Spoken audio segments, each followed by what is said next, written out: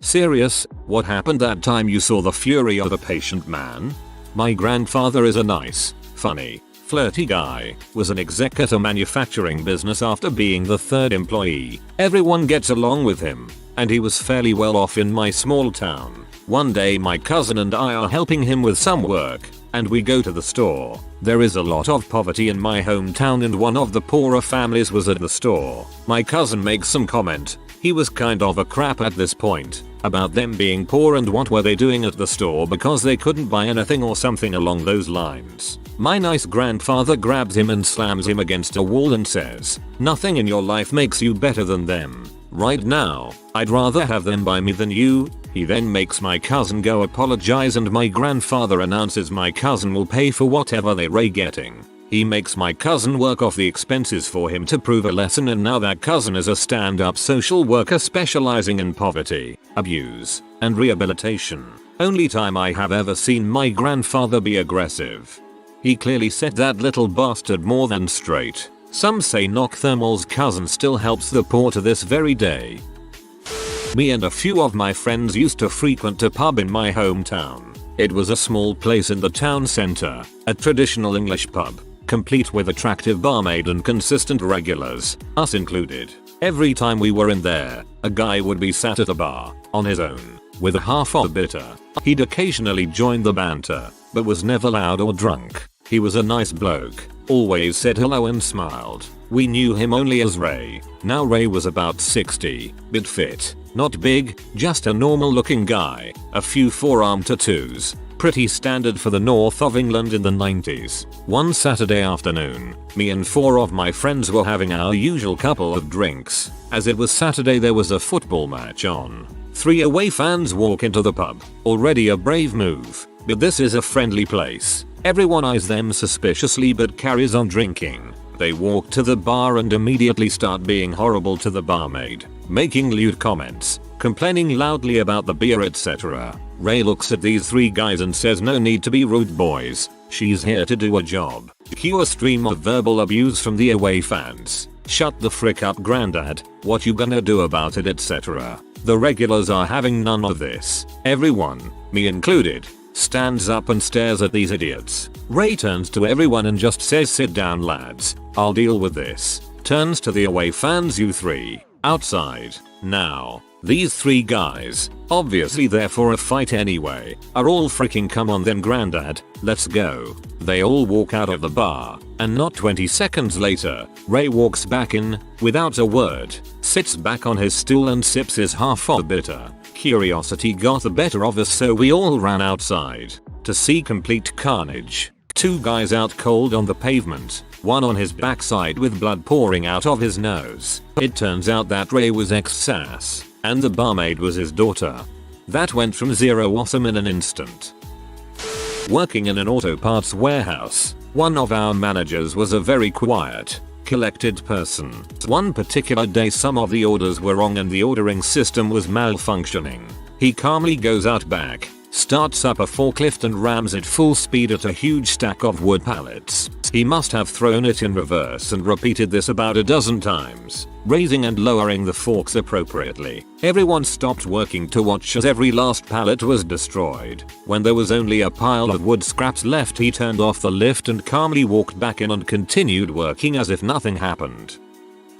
Gym class in high school. The quiet nerdy kid kept getting picked on during dodgeball. One jerk kept hitting him with balls even when he was already out. The quiet kid wasn't tiny. He was about average sized, maybe a little taller than average. He eventually lost his temper, ran across the court, and literally delivered a double-handed choke slam to the jerk. Being a bunch of teenage boys, we all lost our crap cheering for him. He got suspended for 3 days but it was reduced to 1 day in school after a bunch of us went to principal and explained the circumstances. When I was in high school, an upperclassman at my all-male student Catholic school followed a female teacher into the bathroom and tried to rape her. She screamed initially before he pulled a knife on her. The gentlest, most caring, socially awkward Latin teacher heard the scream and rushed from his classroom straight into the women's restroom. He clocked this kid across the face and dragged him out by his collar into the hall. Then he checked on traumatized female teacher. Later, He just went back to class and continued teaching as though nothing happened. Dude knows 7 languages, has never dated anyone, and is a brilliant, always calm man. People gained a lot of respect for him after that day. He's still really weird though. My grandfather was a man who rarely talked and never rushed. He once had a completely silent argument with my so. They slammed the back door at each other until they broke the window in it. That said, he was a steel worker who worked for a moving company on the weekends. He was short but built like a brick house. When I was very young, I don't remember what led up to it, but I remember my father making my grandmother cry. Then I remember my grandfather charging in like a bull, grabbing my father and pitching him across the house. My dad made the good decision and bolted as soon as he got up. That was the one and only time I saw my grandpap lose his temper. Twice in 20 years I've seen the fury of my very patient, docile and kind stepdad. The first time was when some 12th graders chased my brother and cousin all the way from school to our backyard, threatening their lives with pocket knives. Stepdad calmly walked to the backyard, grabbed the big kids by their throats and lifted them up, pinning them to the fence. "Stay the heck away from my kids," was all he said, in a calm, teeth-biting kind of way. The kids booked it faster than I've ever seen anyone run and never bugged my brother or cousin again. Then we all went inside and made burgers. The second time was in my angsty preteen years when I called my mother a bee. He turned at me and I've never been so scared in my life. This time he was right pee and screamed at me until I was backed up against our bar counter, shielding myself with the bar stool legs. The second he backed off slightly, I booked it into my bedroom and barricaded myself in with all the furniture I could find. Didn't come out for a solid day until I got up the courage to apologize. But he's a teddy bear, normally. Hey, still a bear. Worked at a retail store. My manager was a very kind and soft-spoken man, about 5 feet 5 inches and not scrawny but not built. I never saw him lose his temper, except once. A guy in another department was stocking shelves, Bill, and he is in a wheelchair. A huge gnarly looking guy comes up and starts arguing with Bill about whether or not they have this or that, and the guy loses his temper, tries to pull Bill out of his chair to beat him up. I was further down the aisle but I started towards them because frick no, you don't mess with Bill. Out of absolutely nowhere comes my manager. I mean, he flew out of thin air and tackled this huge jagoff to the ground, and after some fisticuffs the butthole gave up and my manager literally sat on his head until the police arrived some 15 or so minutes later. My dad. About a decade ago while I was in high school, we lived on a hill, and if you go down the hill it leads into the main part of town where all the shops and stuff are, and if you go up, over the other side it's where a lot of the bars and clubs are. It's quicker to go over than around obviously. Back then my parents each had a car instead of sharing one and only one space in the garage, and drunk idiots were constantly damaging mum's car. Well, one night dad happened to have a day off fall on the weekend, and he could hear a group of drunk people walking up the road. His little office computer room is at the very front of the house, so he gets up, goes out the front door and just waits near the front lawn, watching. They're being loud and pushing each other around. Mum's worried as frick and comes to get me because she doesn't want him to get hurt by some drunk idiot, and I go out to see what he's doing. They end up pushing each other around more, and one bumps into the car, is leaning on it, and the hood of the car. Dad tells them to get away from it. They start taunting him, so he walks closer toward them, and one of the little bastards clean smashes the side mirror off while laughing at him. Dad is a 6'8" ex-basketballer, basically is just all around freaking huge and is small man bait on a normal day. Dad hit him straight in the jaw, and you could see as his jaw completely broke. Guys immediately screaming and bawling his eyes out at the same time, while his friends pick him up and run away. Never heard from them again, or got in any trouble for it. Dad just went back inside, and watched TV. Yeah, let's break the mirror off the 6'8" guy's car.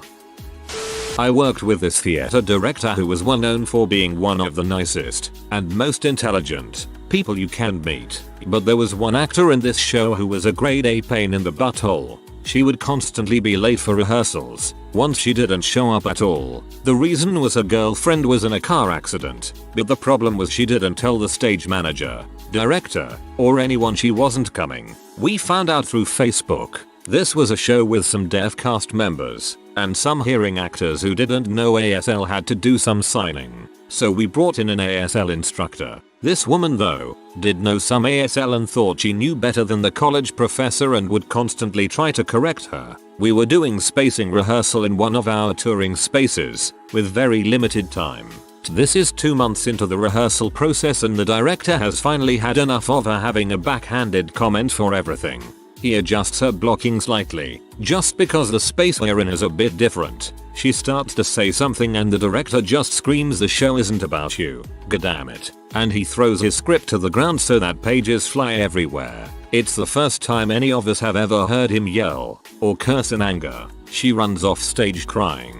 Then he calmly says, "Can we get back to work please?" And then later, during a break, I overhear him talking to her about how he is going to tell everyone he knows in theater never to hire her or work with her. My uncle is the most peaceful person I know. He's essentially a living version of what would happen if you combined General Iroh, Bob Ross, and Dr. Dolittle. He keeps a garden, feeds wild birds out of the palm of his hand, has been known to just walk up to a deer without it running away. I've never heard him raise his voice except to talk to someone really far away in my entire life. He was in the military during Vietnam. Not sure what branch. He never saw a combat zone. He was the guy who fixed stuff that came back from a combat zone. The war ends. He goes home and returns to his normal life working at a tire factory. One night he's getting off of a hard day at work and wants a drink, so he goes to the local bar. 3 guys are standing outside talking amongst themselves and he goes to walk in, but they stop him. He tells them he doesn't want any trouble. He's just had a stressful day at work and wants to grab a drink. They go back and forth for a while and eventually he just pushes past them to get in. They didn't like that and pulled him back, where he proceeded to knock one unconscious and floor another. The third backed off and let him inside. By the time he'd left, they were nowhere to be seen. He never saw a combat zone. He was the guy who fixed stuff that came back from a combat zone. They say that if you're special forces of some stripe or another, you never actually will claim you were in anything special. You'll claim that you were a fuel guy, or a mechanic, or anything else that's not glamorous. So I'm just saying. I knew a girl who was living with a guy who had a severe anger management issue. He had kept it under control for the few years they had lived together, but one day he snapped over some minor issue, hit her repeatedly, banged her face in the concrete and tried to choke her until a passery stopped him. So, obviously, the relationship was over, and she was going to fetch her stuff from the apartment. She, likewise obviously, didn't want to go alone, so me, 2 other friends and her brother, who I also knew, tagged along to keep things in check and to help carry stuff. When we arrive, her ex gives us attitude, which causes her normally extremely mild and docile brother to snap completely. He smacked the guy up against the wall with one hand, and punched him repeatedly with the other, holding him up against the wall all the time, because you don't hit someone who is down. We just stood there in shock and awe, given the way the girl looked after the beating she had received, black and blue, bruised, her entire face scraped, choker marks around the neck and so on. We didn't mind much what was going on, and just let him punch him out. Then, we got her stuff and left as he started to wake up. 2 times during the following months, the ex was jumped twice when moving outdoors in the evening. I don't know who did it, and I don't want to know. I guess everybody has their trigger. My Phil is such a patient man.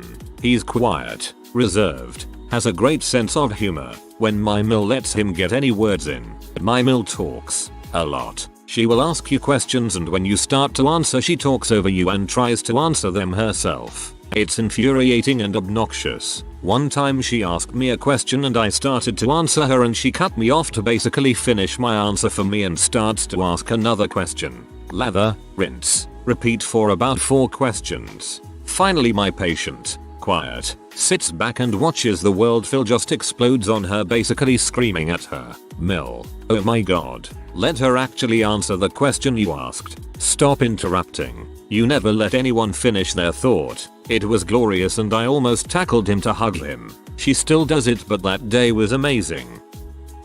My dad was career army as an officer. I have always known him as a soft-spoken, kind, never gets angry kind of person. He rarely ever raises his voice that I know of. There is a law in the US that basically protects any service member nearing 20 years from being forced out so they can get full retirement benefits. One day he gets a call from his commanding general telling him that he is going to be forced put due to budget cuts army-wide. He got up out of his seat and started yelling at the general on the phone that it was impossible due to the law since he was in the safe zone. He started quoting section after section, yelling at the general, telling him he had fricked up and that it better be fixed. A few days later my dad got a call again from the general, and the first thing the general said was, "Before you say anything, let me apologize for the other day. You were 100% correct. But budget cuts are budget cuts." And as soon as my dad hit 20 years he was retired. I laughed. My dad has the patience of a son. You never see him get angry or pee off. He's quiet, calm and so laid back. Pretty much like me. Even when we were kids he never gave us a telling off at all. It was always mum's job as she was strict. Anyway, we were at the dinner table and me and my siblings were all bickering. Not sure about what. All of a sudden my dad slams his fists on the table and shouts, "Shut up." We all put our heads down in shock, as we never experienced this before. One by one, we started to giggle, even our mums started giggling. We looking over to my dad who was looking down at his plate, and all we could see was his shoulders going up and down, and of course he just burst out laughing. I think he shocked himself that day, but no one could take it seriously. When I was in elementary school, I was being bullied at recess and the teacher monitor wasn't doing anything about it. My dad didn't work a traditional office job. He made his own schedule, which let him have a lot of flexibility. After getting the runaround at the school, he was referred to some bureaucrat at the district offices. Well, this guy did not want to meet my father, so despite my dad making an appointment, he wasn't in that day. Fun fact, that excuse doesn't work very well when you have labeled dedicated parking spots. The appointment was at 2 p.m, so my dad blocked the car in, rolled down the windows, pulled out a book, and started reading. At around 7 p.m, he hears the cough of a man who wants to get someone's attention while not being obvious about it. Oh, look at that. The bureaucrat showed up to the office and is ready for his 2 p.m. appointment. Good for your dad. Suckers like that don't mind inconveniencing everyone else. It's like they have to prove how powerful they are because they are really small, petty, pathetic buttholes. I didn't witness this, but my dad told me a story about his grandparents. My great-grandpa and grandma were British and came over sometimes in the 60s, I think. My great-grandpa fought in the Somme during World War I and got captured by the Germans and held as a POW, so he had been through some crap. He was very quiet, generally pretty nice, but couldn't hear much. My great-grandma liked her sherry and was always nagging him and hassling him. So, one day, my dad and his siblings were at my great-grandparents' house. My great-grandpa was sitting in his chair by the fire, smoking his pipe while my great-grandma was going on about something. He was generally just ignoring her when she grabbed one of those fire pokers and threw it at him. He had his hands resting on the arms of the chair, and the poker got wedged into the chair right in between his fingers. Didn't hit him though, so my great-grandpa, quietly and unfazed, got up, pulled the poker out and put it back in its place, then sat back down and said, "We won't be doing that again, now, will we?" Apparently, my great-grandma was just petrified, because he never said anything remotely confrontational. Your great-grandpa was a badass.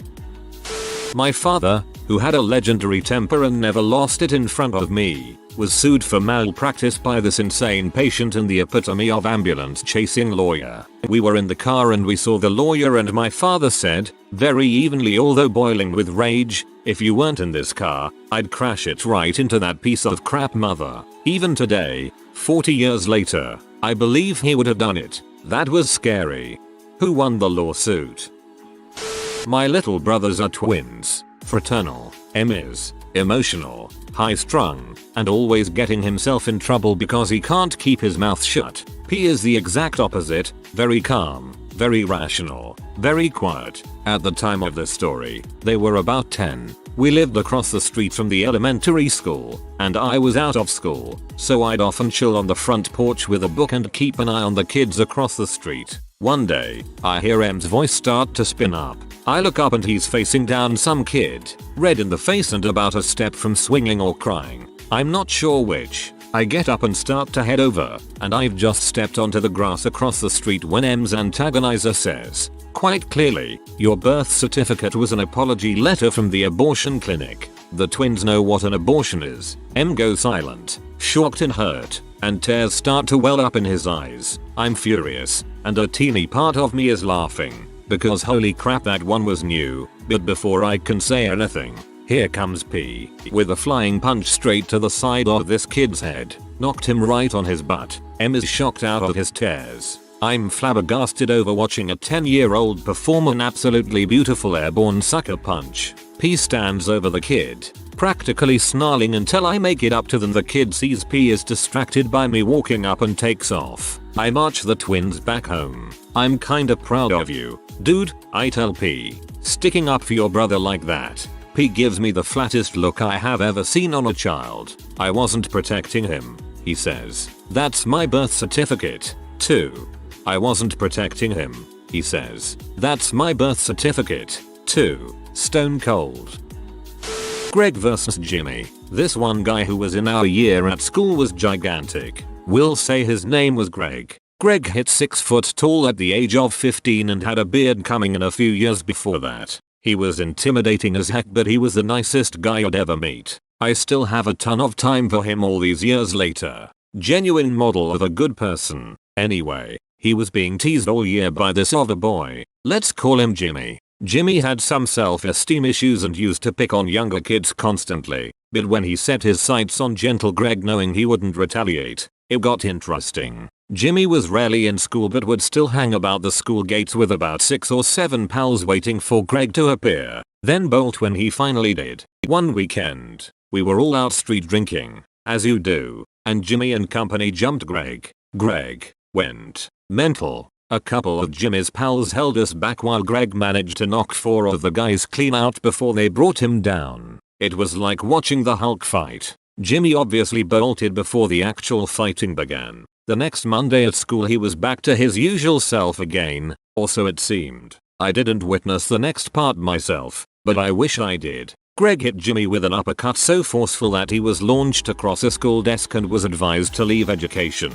Justice. Now I'm imagining Jimmy rocketing across the desk and landing at the foot of an official, who shakes his head and intones, "Boy, I advise you leave education." One of my school teachers was the most patient, kind man who would work with you until you got something, even if it meant he had to miss his lunch. There is this girl who was a mouthy little crap. She would mess around in his class repeatedly. He always kept his cool even when she was being incredibly rude. Discipline never worked on this kid. I don't know how she didn't get expelled. One day she was drinking Coke in chemistry class and he repeatedly told her stop because we were messing around with chemicals and there was a contamination risk. But she didn't listen. After months of this kid giving him crap, he slowly walked over to her desk, picked up her Coke and poured it over her head, then walked back to the front of class and carried on teaching. He got fired, much to our protestations. Back in uni, one guy I knew on greeting and small talk terms but not much more, was known as the literal rock against the waves. Childish freshmen picked on him for being retarded et al. For ages and he just shrugged it off. You need to imagine him as a gentle giant, 6 feet 9ish and arms as thick as my thigh, but very sweet and lovable. Hobbies included caring for shelter kitties and posting reviews for oddly specific music theory books online. I eventually became friends with him and we hung out sometimes, grabbing a coffee and such, and one day, we were avidly discussing something when 3 of the childish freshmen came by and pestered him. He informed them twice that we were currently talking and they should not disturb us. Please and thank you, with foreseeable success, so he just shrugged and tried to continue our talk over their pestering. Frustrated that they did not succeed, one of them resorted to the last straw of a childish bully, and called his mother a W. Fun fact, his mother died when he was 14 and he never fully came to terms with it. He took a deep breath, stood up, and grabbed the offender by his head, swinging him like a club at the others and kicking them into next Tuesday when they all were on the ground, before I and 2 others finally could pull him off, and he instantly calmed down. TL. DR. Gentle giant from uni snapped and literally beat a mother with another mother. My grandfather is a son. My grandmother had a 99% fatal blood cancer back in the late 60s, and they went to Cleveland Clinic as a last hope option. Neither were religious, but they prayed that night and he promised to live his life as the best Christian possible if my grandmother was cured. 2 weeks later, while still waiting for treatment options, there was no blood cancer detectable anymore. So he's that kinda good Christian man. My aunt was 12 and she and the neighbor boy were making out on the couch. According to her, no hanky panky. Well, the rumor mill went full tilt and neighbor boy's mom comes over to the house to accuse my aunt of being a W. Aunt opened the door and the lady called her a W. Well, my grandma was in the kitchen and took off running. Speared the lady off the front porch and into the front yard and started beating on her. This isn't crazy. My mama was fury bottled into a 4 minutes and 11 seconds frame. Well, neighbor husband comes over to break it up and pulls my grandma off, then drew back like he aimed to hit her. My grandpa walked onto the porch about this time and said, "Buzz, if you hit my wife I'll kill your whole dang family." Everyone I've talked to about the incident said the calmness in his voice is what gave them shivers. I've even talked to old man Buzzard about it and he tells it just like everyone else does. My dad said he had absolutely no doubt that my grandpa would have done it. He's never said anything and not done it. If you are new to the channel, you can subscribe. I publish new videos every day. Until then, check another video.